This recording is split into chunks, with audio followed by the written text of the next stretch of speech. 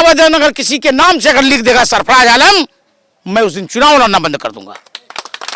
क्या ये तालियों के साथ इनका स्वागत कीजिए। बहुत खूब, आइए। अब मुर्शीद साहब आ गए। आने वाले वक्त में ओवैसी की पार्टी AIMIM के उम्मीदवार हो सकते हैं, उसको लेकर तैयारियां चल रही हैं। मुझे लगता है कि इस बार मेरे साथ ओवैसी साहब और अख्तरुल इमाम साहब इंसाफ करेंगे। काम ये हुआ कि उसका पर्सनल विकास हुआ।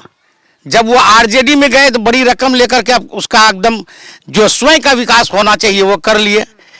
जो कि हाट में जो वो हॉस्पिटल है, अगर कोई चला जाए आदमी, सिर्फ खाना पूर्ति करके उसको रेफर कर दिया जाता है। पीढ़ी दर पीढ़ी राजनीति चल रही है तस्लीमुद्दीन साहब का, क्या उस किले को आप भेद पाएंगे? इस बार मुझे पूरी उम्मीद है कि मैं इस बार उस किले को ढह दूंगा। इस बार सीमांचल में हम लोग 20 सीट से प्लस जीतेंगे। इम्तियाज जलील के साथ खेला हुआ, अगर उस तरह हुआ तो हम लोग 60 भी चुनाव जीतेंगे। हम आप कहे जीत गए, हम बिकेंगे नहीं, क्योंकि हम मुस्लिम हैं। मेरे अंदर पूरी तरह से ईमान बाकी है। एक कोई इंजीनियरिंग कॉलेज नहीं है। क्यों नहीं? 25 साल यहाँ सरफराज भी रहा और 8 साल अब शहनवाज को भी होने जा रहा है। अब मेरा एकदम खुला मंच से डिबेट ये है कि अगर वो किसी मुद्दे पर मेरे सामने आ जाए, हमको डिबेट में बैठा दिया जाए, उसके परिवार के कोई सदस्य को मेरा चैलेंज है, किसी मुद्दे पर वो बोल के दिखा दे मैं टिकट से। चलिए, अब मुर्शीद साहब आपकी एंट्री होती है। ये तालियों के साथ इनका स्वागत कीजिए। बहुत खूब, आइए। अब मुर्शीद साहब आ गए। आने वाले वक्त में ओवैसी की पार्टी AIMIM के उम्मीदवार हो सकते हैं, उसको लेकर तैयारियां चल रही हैं। तैयारी तो पूरी लग रही है सर। जिस तरीके से लोगों का मूड मुझे दिख रहा है, यहाँ पर लोगों में परिवर्तन की लहर देखी जा रही है। उनके दिमाग में चल रहा है कि मौजूदा विधायक ने कोई काम नहीं किया है, तो आने वाले वक्त जो विधायक होंगे वो काम करेंगे। सबसे पहले न्यूज़ विन पर सर आपका स्वागत करते हैं। मैं मोहम्मद मुर्शीद आलम, वर्तमान में मैं ग्राम पंचायत राज कुजरी प्रखंड पलासी का मुखिया हूँ और 2001 से लगातार अभी तक मुखिया है। और हमारे परिवार में अभी वर्तमान में 2 मुखिया, हमेशा हम लोग 2 आदमी जनप्रतिनिधि के रूप में रहे हैं। 2018 में मैं बाई इलेक्शन JDU से, जो कि हाट से विधानसभा चुनाव लड़ा था, और उस समय हमारी हार हुई थी। और जो आम चुनाव 2020 हुआ उसमें हम चुनाव नहीं लड़े, क्योंकि हमको टिकट नहीं मिली। ये गठबंधन में ये सीट भाजपा को चला गया, तो भाजपा से मेरे लिए लड़ना मुनासिब नहीं था और मैं भी लड़ने के लिए इंटरेस्टेड नहीं था। हाँ। क्यों भाजपा से नहीं लड़ना चाहते थे? देखिए, सबसे पहली बात है कि ये जो कि हाट विधानसभा ये अल्पसंख्यक यानी मुस्लिम बाहुल्य क्षेत्र है, और यहाँ जो माइनॉरिटी है वो हमेशा बीजेपी चूँकि उनके लिए नफरत की बात करता है। और हमारी जीत अगर हो सकती थी तो माइनॉरिटी वोट से, तो हम मुसलमानों के वोट से तभी जीत पाते जब उनके मन के मुताबिक टिकट मिलता। और जो लोग मुसलमानों से नफरत करता है, अगर उनकी पार्टी से हम टिकट भी लेते, जीत नहीं होती, तो उससे बेहतर ये था कि हम लोगों के निगाह में क्यों ऐसा बनने जाए कि जो नफरत करता है उससे हम टिकट लें। तो हमेशा के लिए लोगों के जहन में मेरे लिए नफरत हो जाता है, इसलिए मैंने बीजेपी के टिकट को नकार दिया। अपने आप को बचा लिया फिर? जी नहीं, नकार दिया था। हालांकि ऑफर था कि मैं आपको लड़ा देता हूँ, लेकिन मेरे मन में था कि मैं JDU में था, अगर JDU हमको टिकट दे देगी गठबंधन में तो चुनाव लड़ जाएंगे, नहीं तो नहीं लड़ेंगे। इसके बीच ओवैसी साहब का बुलावा आया था और वो मेरे नाम का ट्विटर हैंडल पर नाम भी डाला था। लेकिन यहाँ का जो सदर जनाब अख्तरुल इमाम साहब जो थे मजलिस के, उनके पास कुछ मजबूरियां ऐसी हो गई कि जो तस्लीम साहब के परिवार को, छोटे बेटे को, क्योंकि उनका टिकट RJD से कट गया था, और तस्लीम साहब की जो बीवी थी, आलिया थी, उन्होंने अपनी प्रतिष्ठा को दांव पर लगाकर अख्तरुल इमाम साहब के पास अपने छोटे बेटे के लिए एक वरदान जैसे होता है ना किसी चीज़ का, वो वरदान मांग लिया था। तो अख्तरुल इमाम साहब यानी किसी पिछले ज़माने के कर्ज चुकाने के लिए वो टिकट मेरे नाम का काट के उसको दे दिया। तो आप इसलिए गुस्से में पलट गए? अब गए नहीं, फिर पार्टी छोड़ दी आपने? ऐसा हुआ कि चूंकि हमारा नाम का ये हुआ था, मुझे सदस्यता ग्रहण करना था MIM का, तो वो नहीं हुआ था। हम JDU के सदस्यता में थे, तो हम JDU में बरकरार रह गए, तभी से थे। अभी वर्तमान समय में 21 दिसंबर को कि मैं किशनगंज में मजलिस सदर बिहार अख्तरुल ईमान साहब के सामने मैं मजलिस का सदस्यता लिया हूँ और उसी दिन से मैं मजलिस का एक रुकन हूँ। और तभी से चूँकि मुझे पूरी उम्मीद है अल्लाह के जात से और पूरा एक ये है कि इस बार मजलिस हमको ही चुनाव यहाँ से लड़ाएगी जो कि हाट से, चूँकि अगले बार जो मेरे साथ नाइंसाफ़ी हुई थी, मुझे लगता है कि इस बार मेरे साथ ओवैसी साहब और अख्तरुल ईमान साहब इंसाफ करेंगे और वो लड़ाएंगे चुनाव हमको। यानी अब टिकट मिलने के बाद आपकी जो नाराजगी है 5 साल पीछे वो खत्म हो जाएगी। बिल्कुल, मेरी नाराजगी जो भी था AIMIM से, तो मैं उस नाराजगी को ख़त्म कर लिया हूँ और पुरखुलूस नीयत से उनके लिए संगठन से लेके क्षेत्र से लेके हर जनता तक मैं पहुँचता हूँ और काम कर रहा हूँ। और इस कड़ी में जो एक चीज़ देखा गया मुझे कि जो अगले बार 60,000 वोट ओवैसी साहब के नाम से, हालांकि वो किसी व्यक्ति विशेष के नाम से नहीं था, ना शाहनवाज आलम के नाम से था, वो वोट ओवैसी साहब का नाम से था। तो मुझे ये महसूस हो रहा है कि इस 5 साल में वो वोट का जो मात्रा यानी बढ़ करके जो वो 80 के पार हो चुका है।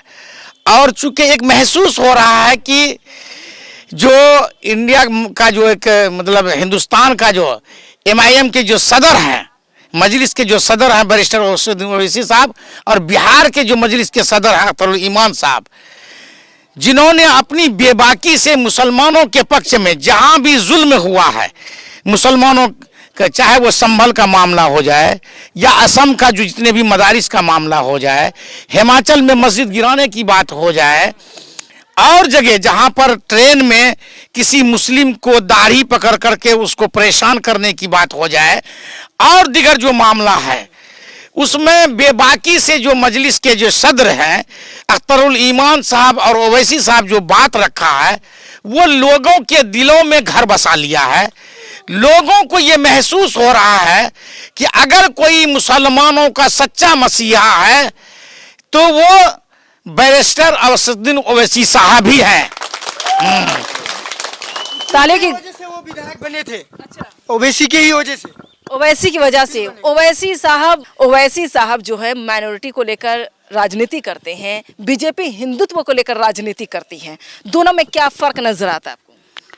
आप ये जानिए, ओवैसी साहब मुसलमानों को लेकर राजनीति नहीं करते हैं, वो सभी जाति धर्म के लोग हैं। वो ऐसा नहीं है कि वो एक जाति विशेष के हैं। उसका क्या नारा है? जय भीम जय मीम, ये उसका नारा है।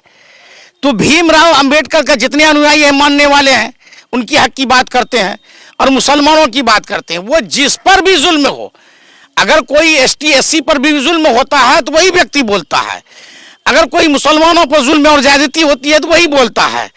इसलिए वो किसी विशेष व्यक्ति या विशेष पार्टी का यानी लोग अवाम का नहीं है। रही बात की बीजेपी की बात, वो सिर्फ हिंदुओं की बात करता है और उस मुसलमानों को नफरत की निगाह से देखता है।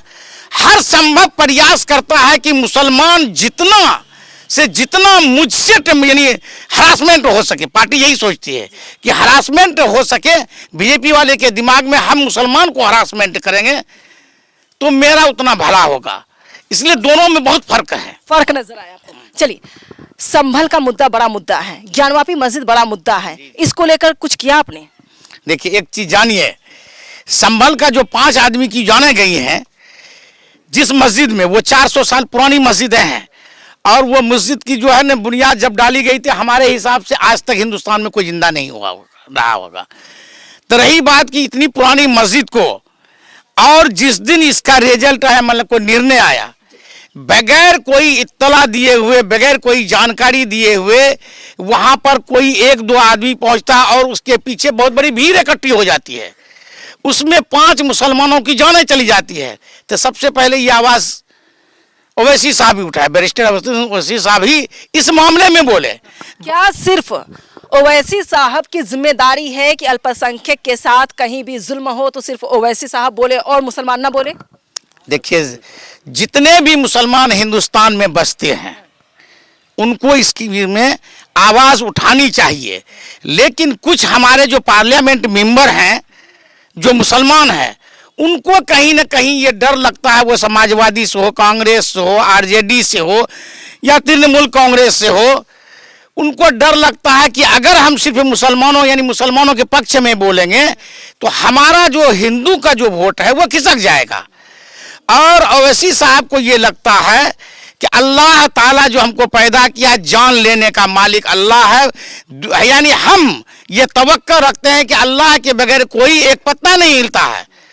तो जहां पर भी जुल्म होगा मेरे भाइयों के ऊपर या किसी और के ऊपर, तो हम बोलेंगे और आवाज उठाएंगे।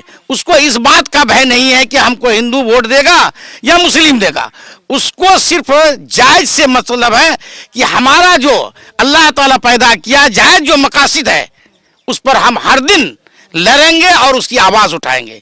शहनवाज आलम साहब जो कि मीम से ही निकल कर गए, जीत करके गए, सभी लोगों ने कहा कि कोई काम नहीं हुआ, आपको क्या लगता है काम हुआ? जानिए, काम तो हुआ है। काम ये हुआ कि उसका पर्सनल विकास हुआ। जब वो आरजेडी में गए तो बड़ी रकम लेकर के उसका एकदम जो स्वयं का विकास होना चाहिए वो कर लिए। अभी एक साथी हमारे कह रहे थे कि कर्नाटका बंगलोर में एक फार्म हाउस लिए हैं। बहुत लोगों का कहना है कि दुबई में एक होटल खरीदे हैं। विकास तो निश्चित उसका हुआ। अभी कुछ लोग हम सुन रहे थे कि लोग कह रहे थे कि रोड घाट का काम नहीं हुआ। रोड घाट का काम कैसे होगा? जो विधायक निधि से जो पैसा आता है वो 50% में स्कूलों का किताब खरीदने में बेच दी जाती है, टेबल बेंच के लिए बेच दी जाती है। जबकि आपको पता होगा कि 7800 करोड़ रुपया शिक्षा विभाग ने इशू किया है कि शिक्षा विभाग का जो भी इंस्ट्रूमेंट है, चाहे वो टेबल है, कुर्सियां हैं, पेंट है और कुछ है, मुरम्मती का काम है, सब उससे कराया जाएगा। इसके बावजूद भी ये जान करके विधायक उसमें अपना फंड दे रहा है। फंड इसलिए दिया जा रहा है कि मेरा विकास हो। अगर हम धरातल पर काम करेंगे तो हमको कम से कम 10% 20% मिलेगा। जहां 50% मिल जाएगा वैसा हम काम करें, उसी काम को वो कर रहा है। अच्छा, मैंने लोगों से, आम जनता से, वोटर से ही पूछा कि हॉस्पिटल है, स्कूल्स है। लोगों ने बताया कि स्कूल्स भी, हॉस्पिटल्स भी है, लेकिन हॉस्पिटल किसी लायक नहीं है। एक चीज जानिए, हॉस्पिटल तो 2 रेफरल है, एक पलासी में है, एक जोकी में है। रेफरल हॉस्पिटल से जो उम्मीदें वाबिस्ता है लोगों को, जितनी आशाएं हैं कि चूंकि उसमें सभी सुविधाओं से वो लैस होता है वो हॉस्पिटल, लेकिन जो कि हाट में जो वो हॉस्पिटल है, अगर कोई चला जाए आदमी, सिर्फ खाना पूर्ति करके उसको रेफर कर दिया जाता है, इलाज नहीं होता है। क्यों कि वहाँ पर कुछ तो लोकल नेतागिरी है कि अगर कोई आदमी मौत से भी मर जाए, बीमार होता है तो मरने के लिए होता है, तो उस पर सभी लोग वहाँ का हमलावर हो जाता है। उस वजह से भी नहीं करता। और जितनी सुविधाएं होनी चाहिए, अगर कोई अच्छा डॉक्टर आ भी जाता है तो लोकल का जो लोग है बाजार में, जो अपना प्राइवेट क्लिनिक चलाता है, वो लोग उसको टिकने नहीं देता है। इसमें माननीय विधायक को विशेष ध्यान देना चाहिए कि अगर बेहतर डॉक्टर मैंने लाया है तो उनका सुरक्षा का पूरा गारंटी भी होना चाहिए। चलिए, और दूसरा सवाल आपसे होगा कि क्या जो 60 साल से पीढ़ी दर पीढ़ी राजनीति चल रही है तस्लीमुद्दीन साहब का, क्या उस किले को आप भेद पाएंगे? इस बार मुझे पूरी उम्मीद है कि मैं इस बार उस किले को ढा दूंगा और पूरी तरह से मैं इस बार जनता के आशीर्वाद से, ये नहीं है जनता के जो चुनाव में 2001 से जो कि हाट विधानसभा में गया था, जिस चीज का नारा एक मुर्शीद आलम देता था, परिवारवाद का, अब पूरे विधानसभा का 70% लोग परिवारवाद से मुक्ति का नारा दे चुका है। और ये चुनाव इस बार पूरे विधानसभा का जनता यानी अवामुन्नास चुनाव लड़ रही है। और चुनाव का जो कैंपेन है, प्रचार प्रसार है, एक व्यक्ति से दूसरे व्यक्ति, एक टोला से दूसरा टोला, एक गांव से दूसरा गांव, एक पंचायत से दूसरा पंचायत, जो बात पहुंचानी चाहिए वो सभी जनता पहुंचा रहा है। हम सिर्फ हम जो जाते हैं तो लोगों का जो फीडबैक मिलता है, जो मेरे प्रति उसका जो मोहब्बत होता है, उसको देख के मुझे ये पूर्ण विश्वास है मेरी जीत ऐतिहासिक जीत होगी। और ओवैसी साहब के कारनामे में मुझे पूर्ण विश्वास है। ओवैसी साहब जो इंडिया लेवल पर जो बोलते हैं, सभी लोग आज घर घर में मोबाइल देख करके पूरी तरह प्रभावित है, उस मोबाइल के बातों से मुतासिर हो चुका है। सबके दिलों में ओवैसी साहब पतंग छाप घर कर दिया है। वो निकलने वाला नहीं है कि कोई आदमी इस बार उसको हिला देगा। अगले बार 60,000 दिया था, इस बार 1 लाख। बहुत अच्छा। अच्छा, ऐसा माना जाता है, विपक्ष दल की अगर बात करते हैं, आरजेडी की बात करते हैं और बीजेपी की बात करते हैं, जेडीयू की बात करते हैं, एसपी बीएसपी जितने भी पार्टियां हैं, नेशनल पार्टियां की मैं बात कर रही हूँ, रीजनल की भी बात करती हूँ, उनका मानना है कि ओवैसी साहब बी टीम का काम करते हैं। उसका जो इल्जाम था कि बी टीम का काम कर रहा है, अब लोग नहीं मान रहा है। लोगों को समझने में भले 5 साल या और 10 साल लगा, लेकिन अब नहीं। ओवैसी साहब को लोग इस कदर प्यार करते हैं, जानते हैं कि मुसलमानों का मसीहा है, नेता है, जो भी आम जनता या आप समझते हैं उनको, इसके बावजूद इम्तियाज जलील हार कैसे जाते? वहां भी तो मुसलमान ही होते हैं, क्यों ऐसा हुआ? एक बात जानिए कि हमारे यहाँ मुख्य रूप से जो वहाँ 4 पार्टियां चुनाव लड़ रही थी, वो 3 को मानिए आप। 3 क्या, एक महागारी गठबंधन था, एक बीजेपी गठबंधन था, और एक ये इंडिया गठबंधन वही हुआ, महागारी वाला, एक वो ओवैसी साहब का। एक व्यक्ति को हराने के लिए एक विधानसभा में अगर मुस्लिम 32 कैंडिडेट को कर दिया जाए, अगर वो 500 करके ही वोट मतलब काट लिया, तो कितना बड़ा फर्क हो गया। तो सबसे बड़ी बात है कि किसी आदमी को टारगेट करने के लिए वहां पर इतने उलमाए कराम को उतारा गया। समाजवादी भी चुनाव लड़ा, और बड़ा मतलब बहुत बड़ा जो हम लोगों का दीन का मतलब जैसे उलमाए कराम है, उसको ठेकेदार भी अब बोल लीजिए, जिसका वो कहा कि लिफाफे में, ओवैसी साहब बोले कि लिफाफा वाला जो है वो आदमी जाकर के ये कहा कि समाजवादी को वोट दो, कोई कहा कांग्रेस को वोट दो। इस परिस्थिति में भी मात्र 2160 वोट से वो चुनाव हारे हैं।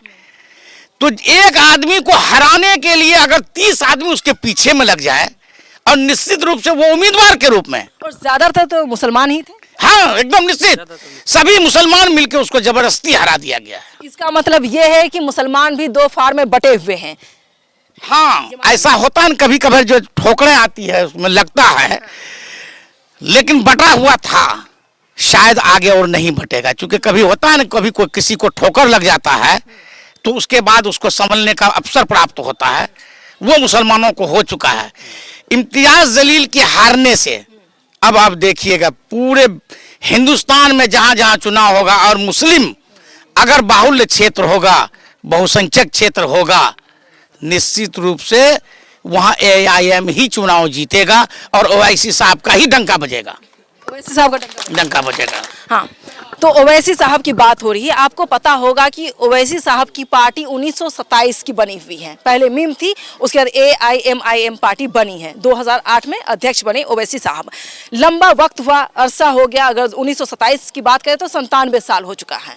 97 साल में देश में सिर्फ एक ही सांसद क्यों है? क्या कमी है? आप ये जानिए कि जब बीजेपी पार्टी बनी तो पहली बार कितना सीट जीता? 2 और 2 जीता। उसके बाद वो बढ़ता गया। अभी बरसरे इक़्तिदार यानी सत्ता में है ना। उनका आबादी कितना? 85% ऑल ओवर इंडिया में। और मीम की आबादी कितना? जो मुसलमान कहता है कि जो मुसलमान 14.5% लेके चलते है, नहीं 14.5% है। उसके बावजूद भी अगले बार लेके चलना चाहिए। बिहार में 18, बाकी ऑल ओवर इंडिया में 14.5। एक आबादी है, 2 गया था। तो सबसे पहली बात है कि जिसकी आबादी थी वो बहुत तेजी से तरक्की करके सत्ता में चला गया। जिसकी आबादी कम है, आहिस्ते आहिस्ते, चूंकि लोग अभी जैसे आपका सवाल था कि लोग उसको बीजेपी की बी टीम कहता है। एक तरह तो बेनकाब हुआ, यही बीजेपी का बी टीम कहने वाला। सीमांचल में 5 सीट जीता। इस बार सीमांचल में हम लोग 20 सीट से प्लस जीतेंगे। 20 सीट प्लस जीते, हाँ जीतेंगे। और कहाँ जरा अंदाजा बताएं, वैसे मुस्लिम बेल्ट के अलावा सीमांचल के अलावा किशनगंज का 6 सीट, 6 वो सीट उतार हाँ अगला बार 4 था, इस बार क्लीन स्वीप क्लीन स्वीप है। एकदम। अररिया जिला में 2 सीट क्लीन स्वीप, 2 सीट। अगर जो जिस तरह का अब इम्तियाज जलील के साथ खेला हुआ, अगर उस तरह हुआ तो हम लोग सिकटी भी चुनाव जीतेंगे, सिकटी भी चुनाव हम लोग जीतेंगे, क्योंकि हम रहे हैं इतने दिनों से चुनाव। क्योंकि पहला उम्मीदवार सिकटी में 2005 में मैं था, वहाँ पर मुझे निर्दलीय के रूप में वहाँ पर 13,000 कुछ वोट भी प्राप्त हुआ है, तो उसकी आबादी मुझे पता है। अब चले आइए पूर्णिया में, पूर्णिया के हम लोग 3 सीट को जीतेंगे इस बार। जरा नाम बता दे, याद रहे। जीतेंगे, अमोर जीतेंगे, बायसी जीतेंगे। बहुत जगह हम लोग ऐसे लगाए हुए हैं कि जो इम्तियाज जलील के साथ हुआ है वो हम लोग करेंगे, यानी बदला लेंगे निश्चित। तो अभी तो मजबूत पार्टी जो है आरजेडी है, जेडीयू है, बीजेपी है, ये कहाँ जाएगी? ये छोड़ तो नहीं देगी। मजबूत पार्टी थी, इसको भय नहीं लगता था बीजेपी से, तो आज संभल के मामले में क्यों नहीं बोला? आज जो वक्फ बोर्ड की बातें हैं, नहीं तेजस्वी बोलते हैं तो नहीं सिर्फ क्या तेजस्वी बोलते हैं? अब बोलने का सदन क्या मंच है? बोलने के सदन, अगर कोई विधायक है उसका बिहार विधानसभा है, अगर कोई पार्लियामेंट मेंबर है उसके लिए पार्लियामेंट है। आप बाहर में आके किसी मंच में बोल दीजिएगा, मंच से बोलने का आपका कौन कोई बात? राहुल गांधी भी जा रहे थे, उनको भी रोक दिया गया, संभल में रोक दिया गया। लेकिन ऐसा है कि आपको अगर आपकी बात को अपना ऑन रिकॉर्ड कराना है तो आपका जो सदन है उस सदन में आपको बोलना पड़ेगा। इसके बावजूद भी मैंने कहा कि मीम पार्टी में भी मुसलमान जो है वो 2 फाड़ में बटे हुए हैं, एक कांग्रेसी हो गए, एक मीम वाले हो गए, आरजेडी वाले हो गए। बीजेपी की गारंटी मैं लेती नहीं हूं, क्योंकि हो सकता है लोग देते भी नहीं देते। बीजेपी का आरोप है कि मुसलमान वोट नहीं करते हैं, उनके एक मंत्री भी बोल रहे थे। तो ये 3 जगह जो वोट बटने वाला है, उससे कितनी उम्मीद लग रही है आपको? सीमांचल का जो एरिया है, जो मुस्लिम बाहुल्य क्षेत्र है, उसमें नहीं बटेगा इस बार, नहीं बटेगा, एकदम नहीं। 80% लोग ओवैसी के नाम पर एकजुट है। हम लोग अगले बार हमारी पार्टी 5 जीता था ना, इस बार जिस जगह जीता हुआ था ना, जो भाग के चला गया, चाहे वो 6 करोड़ में बिक गया, किसी का कहना है कि 10 करोड़ में बिक गया, इस बार वो सभी सीट हम लोगों को बोनस के साथ वापस हो रहा है। बोनस के साथ? बोनस के साथ। अच्छा, अगर आप पार्टी से जीत कर मैदान में आते हैं तो आप कहीं बिक गए तो क्या गारंटी? हम तो गारंटी वाला ऐलान सब लोगों से सामने कर रहे हैं। मैं वादा करता हूं, हमारी जीत हो हार हो, हम जीत, आप कहे कि जीत गए, हम बिकेंगे नहीं, क्योंकि हम मुस्लिम हैं। मेरे अंदर पूरी तरह से ईमान बाकी है, और जब तक जिंदा रहेंगे ईमान लेके ही रहेंगे। और हम लोग सबसे पहले एक चीज जान लीजिए, पहले मेरा कौम, मिल्लत और देश। जिस दिन ये बचेगा तब जाके हम कहीं पर अपनी ईमान बेचेंगे। लेकिन राजनेताओं की जो जबान होती है उस पर यकीन नहीं होता। ये बात सही है, वैसे राजनेताओं का। अगर बिहार वासी यहाँ पर हैं, सभी बिहार के लोग ही यहाँ पर मौजूद हैं, आम जनता है, सभी वोट करते हैं, सारे वोटर से ही हैं, आने वाले वक्त में वोट देंगे। आपने बार बार पलटते हुए किसी को देखा होगा, नीतीश कुमार साहब को, नीतीश कुमार को देखा होगा, किसी और को नहीं। नीतीश कुमार नहीं, यहाँ पर जितने लोग 50 साल से है ना, 10 पार्टियां बदला है, बदलते रहते, एकदम जेडीयू में गया, मौका के हिसाब से चलते हैं। हाँ चलते हैं, लेकिन हम में वो बात नहीं है। क्योंकि हम लोग अभी जैसे मान लीजिए जेडीयू में थे, हम इधर आए, जेडीयू से क्यों आए आप? हाँ हम बता देते हैं, खुलासा कर देते हैं। जिस दिन यहाँ पर गिरिराज सिंह का स्वाभिमान यात्रा में खुले मंच से यहाँ के स्थानीय सांसद का कहना हुआ कि अगर अररिया में रहना है तो हिंदू बनना होगा, और यहाँ तक नहीं सीमित रहा, गिरिराज सिंह के मंच से कहा कि मुसलमान यहाँ पर घुसपैठिए है, मुसलमान ज्यादा बच्चा, ऐसा शब्द बोला, वो जन्माता ऐसा शब्द बोला, पैदा भी नहीं बोला। बोलता तो थोड़ा सा लगता कि बात में कुछ लचीलापन है। जन्माता है, उसकी कोशिश है कि हम यहाँ पर सत्तासीन हो जाएं। यही बात नहीं, वो हिंदुओं को यहाँ तक चेताया और मुसलमानों को यहाँ तक कहा कि एक कश्मीर उधर है, एक कश्मीर मुसलमान यहाँ बनाना चाहता है। अरे यहाँ तो मुसलमान आज का पैदाइश नहीं न है, ये हिंदुस्तान जब बना, उससे पहले जो भी रहा उस वक्त से पैदाइशी मुसलमान यहाँ रह रहा है। फिर इस तरह से आपके सांसद ने भी बोला है, गिरिराज सिंह के साथ साथ सांसद ने भी बोला है, तो आखिर ये मुस्लिम बेल्ट में कैसे किसी सांसद की हिम्मत हो जाती है, किसी मंत्री की हिम्मत हो जाती है कि आप परिवर्तन, धर्म परिवर्तन की बात करते हैं और ऐलान आप बात करते हैं, क्यों ऐसा हुआ? नहीं, यही तो कर, उस दिन मैं बहुत आहत हुआ और मुझे सदमा पहुंचा कि मैं जिस इलाके में रहता हूं और वहां का मुसलमानों के बारे में ऐसा बोलना, उस दिन यकीनन मुझे लगा कि अगर मेरे अंदर कुछ ईमान बाकी है तो हकीकत में इस पार्टी को छोड़ देना चाहिए। और सही बात तो ये पूछिए कि जब आश्वस्त चौबे द्वारा, अश्वनी चौबे का बेटा, भागलपुर में इस तरह का उन्होंने बयान दिया था, तो यही नीतीश कुमार उस पर एफआईआर दर्ज करके उसको जेल के सलाखों में भेजा था। और एक एमपी बोलता है तो आप उसके बदले में उसको वायु श्रेणी का सुरक्षा देते हैं। इसका मतलब कहीं ना कहीं मुसलमानों का जो प्रेम है वो आपका एक ढोंग था, आप दिखावे का प्रेम कर रहे थे। जिस दिन आप उसको एफआईआर करके गिरफ्तार कर लेते हैं, निश्चित मैं उस पार्टी से नहीं जाता। मुझे लगा कि जिस पार्टी में मेरी इज्जत नहीं हो, मेरे कौम का इज्जत नहीं हो, मेरे लोगों का इज्जत नहीं हो, बेशक रिजाइन दे देना चाहिए। जेडीयू में आप कितने साल तक रहे? जेडीयू में मुसलसल 7 साल। 7 साल। रिजाइन अब दिया है? अब दिया है। क्या देखा जेडीयू में, क्या है? नहीं, जेडीयू में जो भी चीज है, लेकिन सबसे बड़ी बात है कि पार्टियां अपना हिसाब से मैनिफेस्टो तैयार करती है और बोलता है, अवाम के बीच जाता है। लेकिन ये बात बोलना कि अगर वहां रहना हो, हिंदू बन के रहना होगा, इसकी वजह से आपने रिजाइन दिया? बिल्कुल रिजाइन दिया। ये बहुत बड़ा फैसला आपने लिया है, पॉलिटिकल होने के बावजूद भी अच्छी बात है कि आपने अपने मिल्लत को, अपने कौम को देखा है। और सांसद ने जो बात कही वो विवादित बयान था, हालांकि हर किसी को उसको गुस्सा आया था, आक्रोश लोगों में देखा गया, जुलूस निकाले गए, तमाम चीज़ें भी। माहौल ख़राब नहीं होना चाहिए। बिहार की बात अगर करते हैं तो बिहार को कहीं ना कहीं यूपी बनाने की कोशिश में है, एक जरा सा झलक आता है कभी कभी। निश्चित रूप से यूपी 75% बना दिया गया है। बना दिया गया। अभी जो कह रहे थे ना ज्ञान वापी, मथुरा मस्जिद तो आपने छोड़ ही दिया, जो विवाहित है। बहुत है, बहुत ऐसी मस्जिद नहीं, बहुत मस्जिद है नहीं।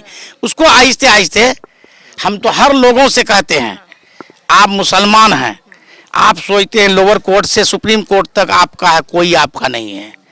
अगर आपका होता तो अजमेर शरीफ जैसे जगह का, जो कई सौ साल पुराना है, 700 साल पुराना है, और उसका जांच का आप आदेश दे देते हैं, जिसका आपका पैदा नहीं हुए थे, आपका बाप पैदा नहीं हुआ, दादा पैदा नहीं हुआ, आप जिस चीज को देखे नहीं, एक अपील का आप नियम बना देते हैं कि 30 दिन के अंदर अगर कोई निर्णय आता है कोर्ट का, तो 30 दिन के अंदर आपको अपील में जाना होगा।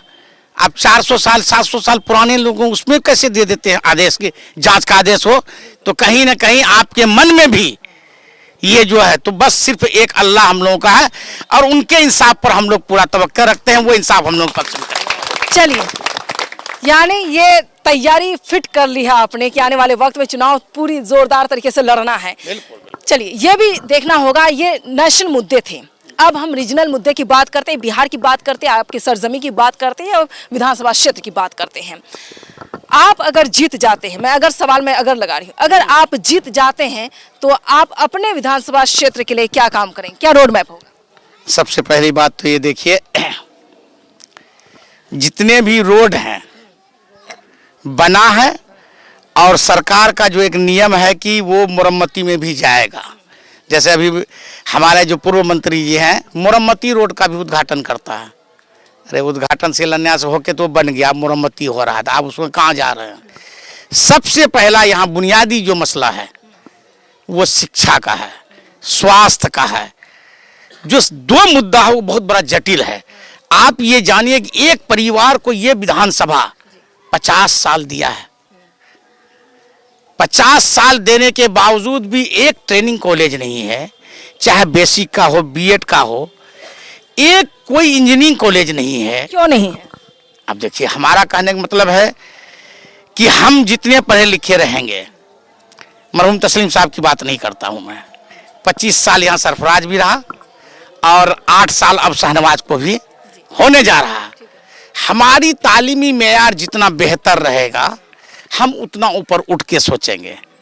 इन लोगों का मेयार क्या है आपको पता है कि सरफराज आलम एक बार जब वो ये मंत्री बने थे भूमि सुधार मंत्री, एक जवाब देना था तो हिंदी में उस जवाब को वो नहीं पढ़ सके थे। अब्दुल बारी सिद्दीकी साहब को बोलना पड़ा था कि हमारे जो विधायक जी हैं वो उर्दू नोइंग के स्टूडेंट हैं, तो उसका तो उनकी तालीम पर ही सवाल उठा दिया आपने। हाँ ही निश्चित रूप से।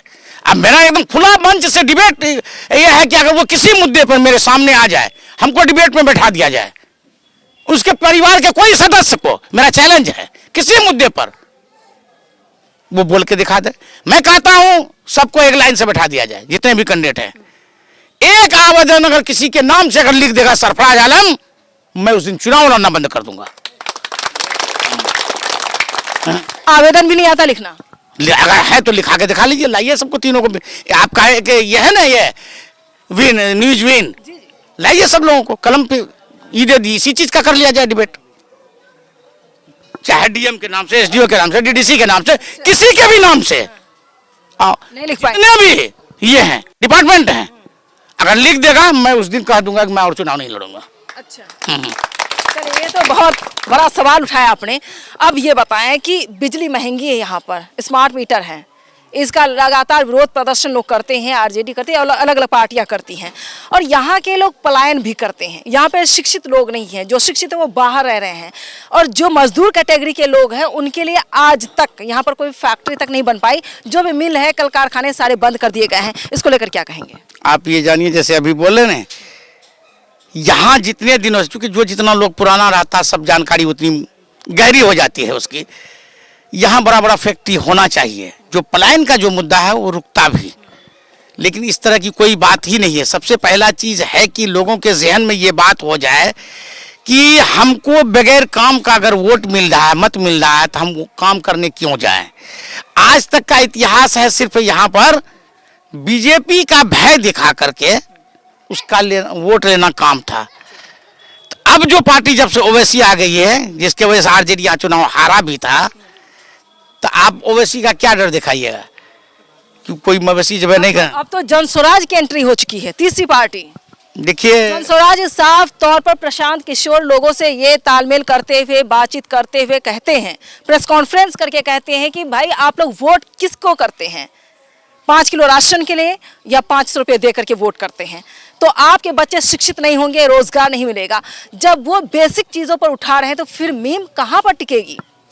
देखिए, जन स्वराज अभी कह रहे हैं कि 100 साल लग गया है मीम को खड़ा होने में। जन स्वराज की अभी पैदाइश हुई है, तो पैदाइश उसको भी कम से कम 50 साल लगेगा। 50 साल लगेगा। तब जब 243 सीटों पर चुनाव लड़ने वाला है, वो 243 की कुछ और सीट बढ़ा ले, अभी होने वाला नहीं। अच्छा, जनस्वराज पार्टी कितनी सीट ला सकती है बिहार में, विधानसभा में? अभी तो कुछ पता, अभी 4 में कहा था ना, आपको याद है ना कि वेटरनरी कॉलेज का वही है, अंतिम में उसका एक ही चीज है कि अभी 4 उपचुनाव में विधानसभा उपचुनाव होने वाला है, क्या मैं उसको हरा दूं? यही इसी तरह का हाथ हिलाने का उसका एक नजारा था कि क्या सब लोगों ने कहा था कि हाँ, क्या हरा दिया, औकात का पता चल गया। 6,000 6,500 वोट ला करके पता चल गया ना। फिर जो है वो वोट नहीं है, सिर्फ मुस्लिम को, सिर्फ मुस्लिम। सलमान भी पिघलने लगे हैं। अब नहीं, पिघलने नहीं लगे हैं, चूंकि अमजद अली जो चुनाव लड़ा वहां पर, वो एक सुरेंद्र यादव का अहंकार का चुनाव था मुसलमानों का, कि आप एमपी बन गए तो आप अपने बेटे को प्रमोट कर दिए।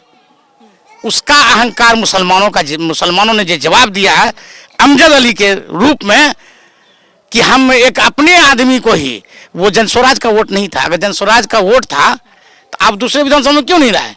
सिर्फ यहाँ मुस्लिम का 30,000 वोट लाए, वो अमजद अली का वोट था, और वो सुरेंद्र यादव का अहंकार का जवाब था कि मैं तुम्हारे बेटा को हरा दूंगा, उसका जवाब था ये। जी, तो यानी जनस्वराज अभी कुछ नहीं कर पाएगी, कुछ नहीं। अगर जेडी पता, देखिए, आरजेडी से मुसलमानों का मुंह भंग हो चुका है, वो असलियत उसका पहचान चुका है। लेकिन अब तो तेजस्वी यादव कह रहे 25-25 रुपए महीने देंगे, महिलाओं को देंगे, रोजगार देंगे। 17 महीने में 5 लाख नौकरी। हमारी सरकार थी, 18 महीना सरकार में रहे, तब तुम सीमांचल का कोई ये नहीं भला नहीं कर सके, तब तुम 2500 रुपया नहीं दे सके, कोई काम नहीं कर सके। अब तुम क्या, जब सरकार बनेगी नहीं, जब यह कि हमारा 9 मन राधा को ना घी पुड़ेगा ना नाच पसारेगा। जब सरकार बनेगी नहीं तो 25 रुपया देना ही नहीं, तुम 4500 बोल दो, उससे क्या फर्क पड़ने वाला है? तेजस्वी जनसुराज पार्टी से ये भी कहा जा रहा प्रशांत किशोर की तरफ से कि हो सकता है मेरी सरकार बन जाएगी। प्रशांत किशोर ये तो कभी सोचे भी नहीं। अभी इसको लोग कह रहा है बीजेपी की बी टीम।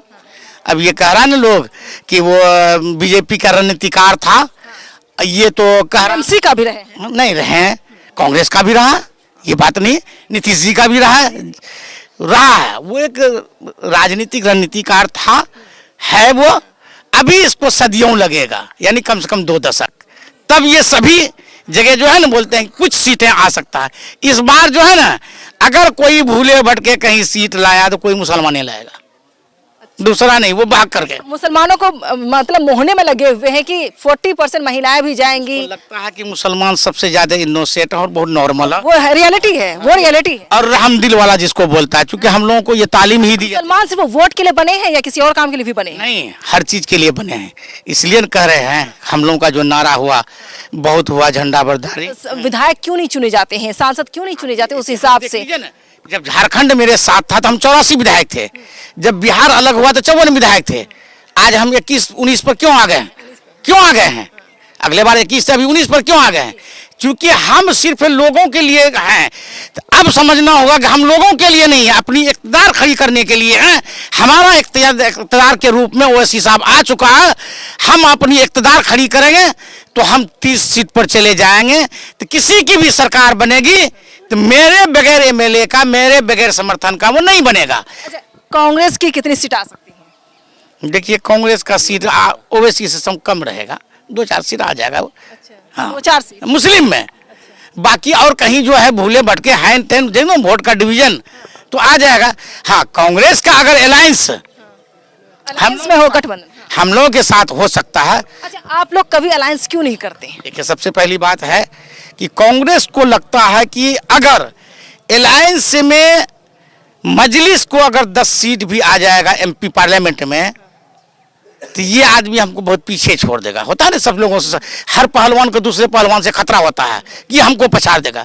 तो ओवैसी साहब यहाँ पर इस देश के लिए एक पहलवान है, राजनीतिक पहलवान, उसका कद को काटने के लिए उससे नहीं करता। चलिए, अब एक वोटर से पूछना जरूरी है। जवाब में जो मैंने सवाल किया है एक तरफ से बोलिए। ये जोकीहाट, क्योंकि आपने लोकल की बात कर रहे हैं, जोकीहाट हायर एजुकेशन, हायर जो एजुकेशन है, जैसे वो जो है कि हाई स्कूल है, हाई स्कूल का अध्यक्ष विधायक होता है। और उसको कभी मिले तो पूछना कि ये 7 साल में कभी वो भटकने नहीं गया।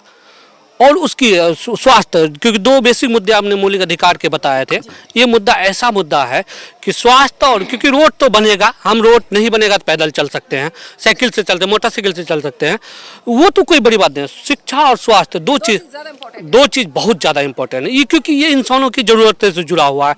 जैसे हम अगर बीमार पड़े, मेरा इलाज सही टाइम पे हो गया तो हमारी जान बच जाएगा। अगर शिक्षा हो गई तो अभी जो आप बोले कि मुर्शिद भाई बोला कि हम लोगों का मुसलमानों में थोड़ा अशिक्षित होने की वजह से हम लोग बहक जाते हैं, बिक जाते हैं, या कोई हमें बहका दिया जाता है। एक्सेप्ट करते हैं आप? हाँ, यकीनन एक्सेप्ट कर। हाँ, हम लोग एक बात ये शिक्षा में कहीं ना कहीं कमी है मुसलमानों में, निश्चित है। आप ये जानिए कि आज़ादी से पहले 1952 से पहले का जो सर्वे है कि हमारे हिंदुस्तान में जो मुस्लिम की माँ बहनें भी थी, बेटियां थी, वो पढ़ी लिखी थी। लेकिन अभी जो सर्वे आया जब 90 के बाद, फिर 2001 में हुआ, तो क्या हुआ, जब सच्चर कमेटी बनी थी और रंगनाथ मिश्रा की कमेटी बनी थी, एक बात आई कि हिंदुस्तान में अभी जो मुस्लिम है उसकी हालत ST-SC से बदतर है। क्यों बदतर? कौन जिम्मेदार? बदतर है, उसका जिम्मेदार सरकार है। पहले जो हम थे अंग्रेज के हुकूमत में, तो हम पढ़ते लिखते थे और वो आज़ादी भी थी, चाहे मकतब ही था।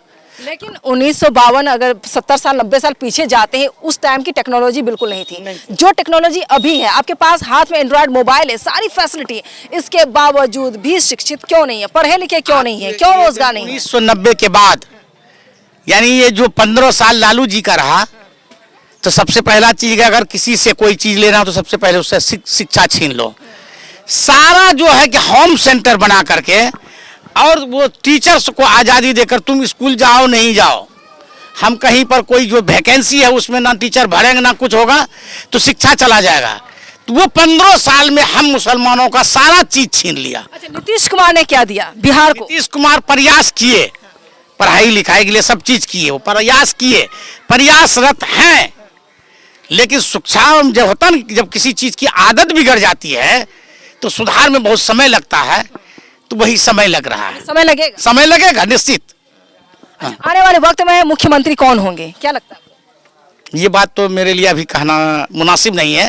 मुख्यमंत्री जो भी बनेगा हमारी पार्टी के सहयोग से बनेगा। आपके सहयोग से बनेगा? जी बिल्कुल, MIM के सहयोग से बनेगा। चलिए, अभी तक कोई गठबंधन नहीं, अलायंस नहीं, लेकिन पार्टी के सहयोग से मुख्यमंत्री बनाएंगे। चलिए, मुर्शिद साहब के जवाब से कितने लोग सहमत है बताइए? सारा आदमी सहमत है मैडम। हाँ सहमत है, बिल्कुल बिल्कुल सहमत है। वादा किया है कि अगर हम उन्होंने वादा किया न्यूज़बीन पर कि अगर मैं विधायक बनता हूं तो सारा काम करूंगा। ऑन रिकॉर्ड है, मैं ही फिर सवाल पूछने के लिए आऊंगी। करेंगे? करेंगे यकीन है, बिल्कुल करेंगे मुर्शिद आलम करेंगे जी। विकास का किया है, बिल्कुल करेगा, एकदम एकदम यकीन है, बिल्कुल नहीं करेंगे तब? नहीं, बिल्कुल करेगा। अगर विधायक बने के बाद बदल गए तब? नहीं बदलेगा, नहीं बदलेगा, न बदला न बदलता है। अब विकास का किराया है, मुस्लिम मुखिया बदला हुआ नहीं है, किसी दिन बदलेगा नहीं भी जीतेगा फिर भी नहीं बदलेगा। हम लोग ले जान कुर्बान कर देता है ये बात है। चलो, ये